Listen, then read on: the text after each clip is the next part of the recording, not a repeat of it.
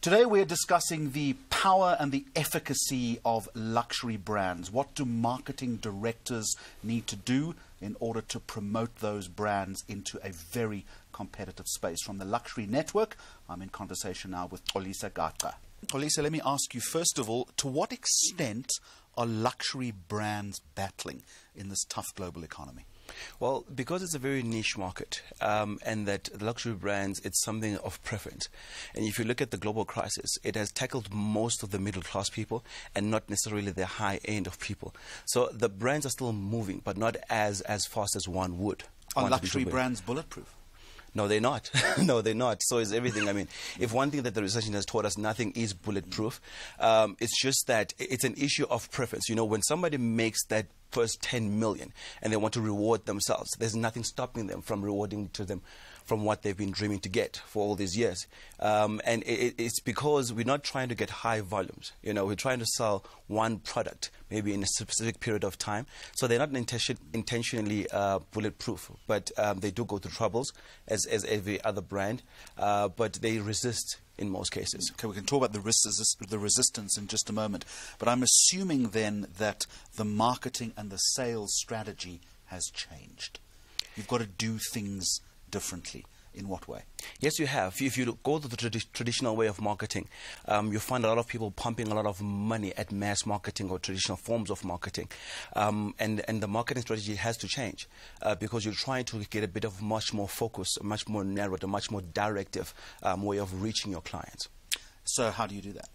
Well, with Luxury Brand and Luxury Network, what we do is that we get the business-to-business events. We've got the clients-to-business event and the client-to-client events.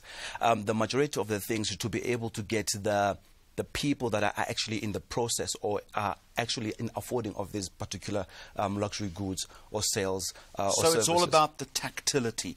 You've got to get rich people into a room to experience the brand. Correct. How do you do that? Well, there's various ways of doing it. I mean, you bring people to specific experience because luxury is basically an experience. It's not necessarily a product or service. You are selling an experience to somebody and that becomes a luxury experience to that particular person. You get people into different events. You get people into different experiences, into different channels where they would never had access to before. You get them where you see a specific luxury brands in an example of executive jet in the middle of Lanseria. Beautiful private jets parked at their hangar airports, and a lot of people get to experience or be able to fly in that, or not even have a sense to think that they can afford to be able to fly on private jets. So how does the Luxury Network work in order to optimize that relationship between the different brands? Well, what we have done as a Luxury Network is that we've gotten brands. We've gotten different high-end brands of different sectors in South Africa and in Africa to be able to say, this is the space at which you guys operate. What are the synergies? What are the common goals can you guys be able to share in some of the events that you do? And part of which is sharing their databases. We're talking about high-end directors, senior level, where people can be able to sit down there and say, look, if we want to be able to do business with somebody in Nigeria, Ghana, or in South Africa, or Cape Town, Johannesburg, they can be able to make those decisions right there and there. But the database is gold dust. The database is also gold dust. If I am a high-end or high net worth individual, I don't want my information shared with other luxury brands. How do you manage that process? Well, it's also true, but you have to understand this is not a competitive environment. We put these brands in a non-competitive environment where if you have a database, it's basically similar to what I have.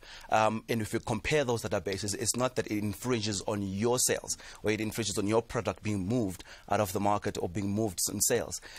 These people, that's what they're buying into, you know. And that's the commonality in the space because they've been doing it for many times. If you look at the concept of affinity marketing, a lot of companies do it, but we get into an extent of becoming the extra arm in the specific companies' marketing departments where we specialize and specifically focus on the affinity marketing to say how can we best put strategies in place to make this much more efficient, much more effective for you. How does one become a luxury brand and join the network? Well, it's a 12-month membership.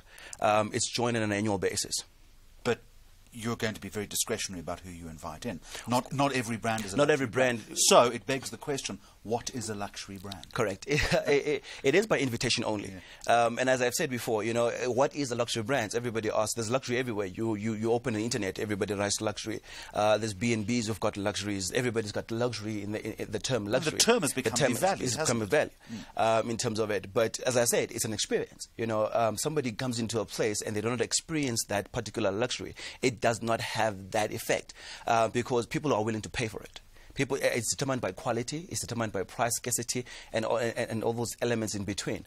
And people, that's what they are looking for. And if you find the people in the high end, I like to call it the high end of the food chain, they are looking for new experiences, because money is not really an issue, but we're looking at what is it that is unique that I can have different to what everybody else has. Very quick question in conclusion. Are there lessons here from this affinity strategy for brands that are not luxury brands? Yes, they are. I mean, I think the concept can be shared in the market. People can learn in terms of being able to partner with other people, to be able to use the whole affinity concept efficiently within their efficient spaces. Because this far, what people have done is that they've put people in one room and say, well, share ideas, good luck, hope it all works for the best. Nobody has actually have done and taken to the level that Luxury Network has done to be able to fine print, to fine tune, to look at the fine linings into it, and to be able to say how best can we make this concept work and work best for everybody involved. Thank you for joining us. Thank you very much.